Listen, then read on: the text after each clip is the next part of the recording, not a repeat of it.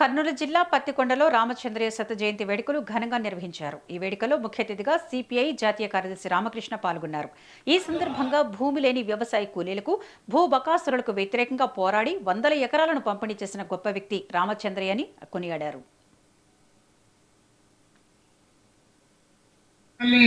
అపహాస్యం చేస్తూ ఉంటారు. ఆ ఏడగా మీరు 100 ఏళ్ళు అయింది, 100 ఏళ్ళు అయినా మీరు ఏడ అధికారంలోకి వచ్చారు, మీరు అధికారంలోకి రారు, మీరు ఎలక్షన్లో గెలవరు, ఎమ్మెల్యే కూడా లేడు, మీరు కూడా గట్టిగా మాట్లాడతారు. మీరు కూడా ఓకే, నిజమే, మాకు 100 ఏళ్ళు అయిన మాట వాస్తవమే, మాకు అధికారం లేని మాట వాస్తవమే. కానీ గర్వంగా చెప్తాం, అధికారం ఉన్నా లేకపోయినా కష్టజీవుల తరఫున పోరాడే జెండా ఎర్ర జెండా మాత్రమే. పోరాడతాం, ఇంకా 100 ఏళ్ళైనా పర్వాలా.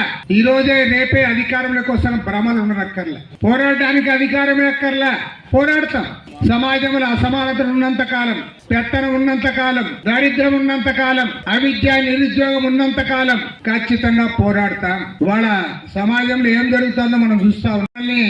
అపహాస్యం చేస్తూ ఉంటారు. ఆ ఏడగా మీరు 100 ఏళ్ళు అయింది, 100 ఏళ్ళు అయినా మీరు ఏడ అధికారంలోకి వచ్చారు, మీరు అధికారంలోకి రారు.